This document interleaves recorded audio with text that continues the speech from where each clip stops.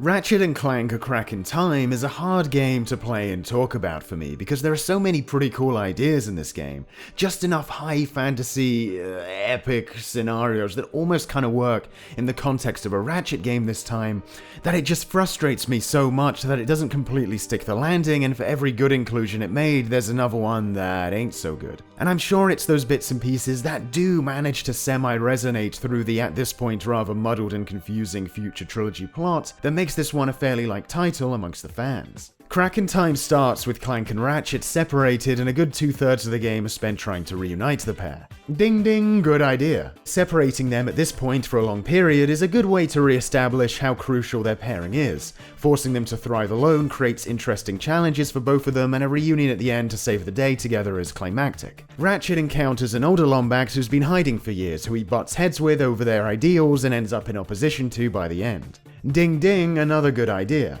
These are both great bits of setup to get some real juice out of the characters this time around.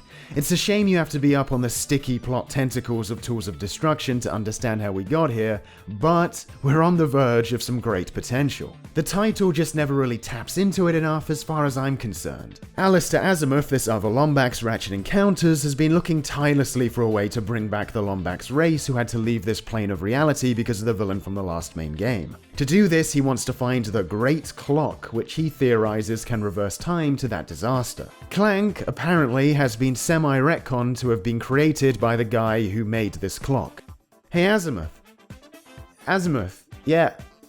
Azimuth? It sure was lucky that we're like the last two Lombax dudes left, and the prospective caretaker of the time machine clock you want to go to just landed next to me years ago. By chance.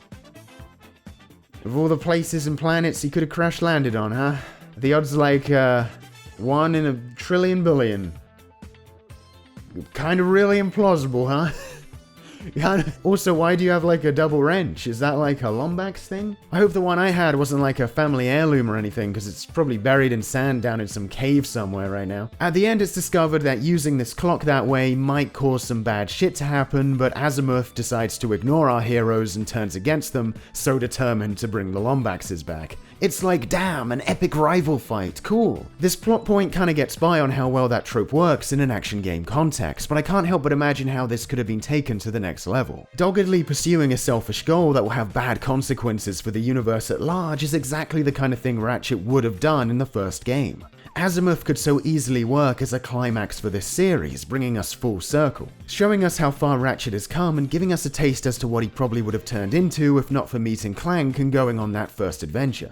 I guess you can play the game and headcanon this take into your mind watching this stuff happen, but everything seems so set up for these comparisons that it's weird the title doesn't tap into them, and really breach the subject of what it means to change, evolve, and accept your mistakes. Because this still isn't some cut off from the rest standalone Ratchet adventure. It still brings up loads of old references and offhanded remarks to things only super long-time fans would understand. And yet it's like they still don't want to use this constant self-referencing to bring back something meaty and consequential from our characters' development over the years to give these new relationships some real added texture and depth. Instead, dragged back from the older titles, we have good old Dr. Nefarious, the villain from the third game. As much of a whoa, the fan favorite is back moment it was back in the day when he returned here, I don't think much is done with him. Weirdly, his species-wide prejudice against organic life forms takes a back seat here. You'd think they could actually work that in now that the series is so obsessed with missing races and heritage, but instead his villainous plan is to use the Great Clock to make a world where villains always win.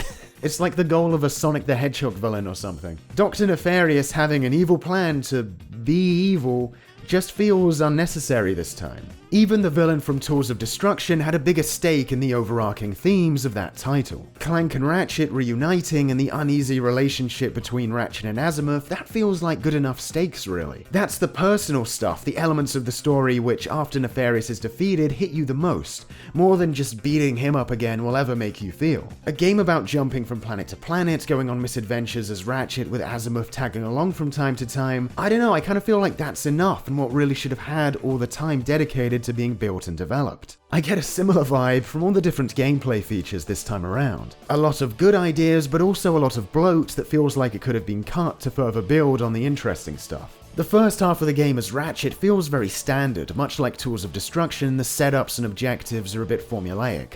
Platforming, simple puzzle, rooms of enemies to shoot at, the level design and their context aren't very interesting. Oh wow, a jungle environment with a hidden temple. A futuristic city we have to shoot our way through to get to the command center or whatever. But then past the halfway mark, suddenly the title ups its game with levels where you're traveling back and forth between different ages to progress. One of the final levels involves you crash landing on a near-deserted planet, going back in time 10 years to stop an invasion mid-progress, then jumping back and forth so you can change the present for a town to still exist now that can facilitate your exit from the world. It's a really cool little self-contained level and story with its own interesting premise and quote-unquote epic action-adventure feeling context. This is the first time I felt like they actually came up with a level that delivered on the new exciting thrill ride, high fantasy concept scenario that Tools of Destruction seem to want to be about, but never really delivered on. It's just a shame it comes so late in the game. You plant stuff in the past and then use it in the future to get to new places. Any of you guys remember that sheep game, the sheepdog and wolf game that did that? Yeah. Okay, one wahoo jumpy game at a time, I get it. Going into the past to become the hero for an entire civilization and then coming back and hearing them quote epic moments from the battle that took place a decade ago you were just in. Mama, your little boo-boo needs help! Mama! Oh, priceless! Best Argos impersonation I've ever heard! This is the kind of creative fun I would have liked to see the entire game, instead of most of the title being really standard Ratchet shoot-em-up levels and the like. Why couldn't every planet have been some cool time travel adventure expanding on the mechanical possibilities of jumping through errors? This was before Skyward Sword did that whole time travel desert level. All this was up for grabs, guys. Tie those ideas in with a more refined, focused narrative like I mentioned before and, well, you know, you would make me happy at least. Okay. Clank's levels suffer from a similar issue. Intercut between Ratchet stages here and there, you'll jump back to the Great Clock where Clank does maintenance. They introduce this pretty cool puzzle mechanic where Clank can record his movement and then play it back to have multiple versions of himself performing different tasks at the same time. These sequences are genuinely pretty enjoyable and satisfying to solve. Working out which order you need to send out your duplicates, deciding where and when you can shave off a few limited recording attempts by maximizing the efficiency of your little Clank gang is cool. Shame about the tutorial though. This ain't no Valve playtested game. I don't think a tutorial should just be, this guy does the puzzle for me and then I do it again. Surely you could have just let me mess around and figure it out. The problem is that in between this good stuff, you're then asked to smack some bugs around with your one combo of square, square, square, and do these boring planet scanning things where you just point your beam at all the time anomalies that manifest themselves as a blue beam of light. The simplicity of this pales in comparison to the ingenuity of those recording puzzles, and much like Ratchet's time-traveling shenanigans, I'm frustrated imagining how far that concept could have been taken if it was more the focus. In terms of the core combat gameplay with Ratchet, there are some neato additions. He can now throw his wrench super easy while running around. Just chucks it and spins items back to him. Convenient. Suddenly replaying this today, I was like, shit, I thought I recognized Mario's cap in Odyssey from somewhere. Did they steal everything from Ratchet? Plumbers don't just go diving down strange pipes all willy-nilly. There are also these cool-ass hover boots they added that let you go around super fast and partake in these high-speed platforming sequences. It's just a shame you can't use your weapons while in these things. Fast combat like this could have been something awesome to play around with. Going fast is a nice new gimmick, but it still feels too isolated from the core combat to really mix up the experience substantially. Thankfully, there are a lot of optional neat platforming stages that put these new mechanics to the test, most of which can be found in another brand new added concept for the series, open world space travel. Yes, it's No Man's Sky 2009, but there's like gameplay stuff to do when you land.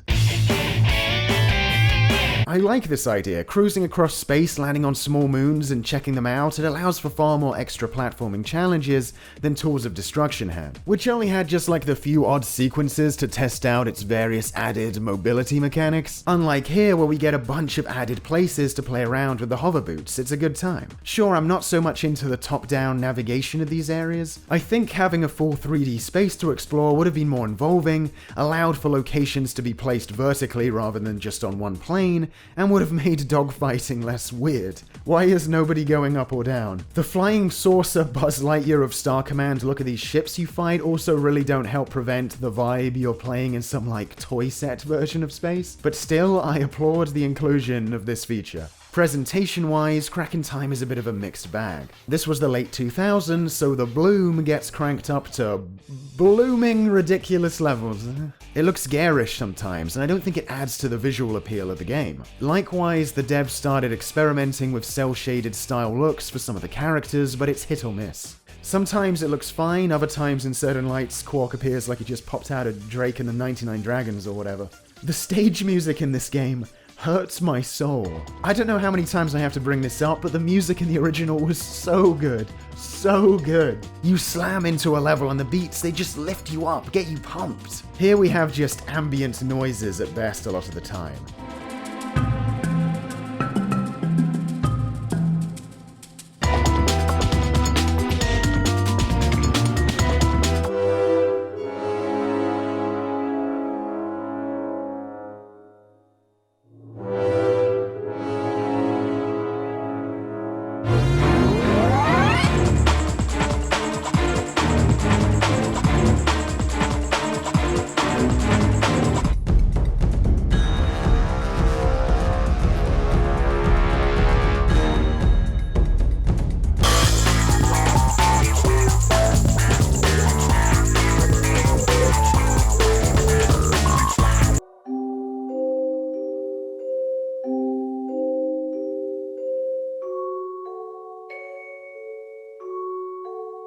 It's so dull and lacking personality. The Groovatron and Spaceship Radio have a few good tracks, but the dancing ball weapon that comes on for a few seconds and the wacky background chatter in the open world sections, I don't think should be the focal point of the best your OST has to offer. If you were wondering about the style of the cutscenes, yeah, no, there's no return to the understated wry vibe of the originals. That's basically gone forever now. But unlike Tools, Crack does attempt to introduce us to more regular inhabitants of this galaxy. Most of them, though, don't get the time to shine individually because the screenwriting style the script has now dictates that most of them must simply forward the plot as much as possible. The majority of chit-chat you have with the denizens of each world are like a whole lot of nothing. Please help me! My children! They're in danger! What seems to be the problem, citizen?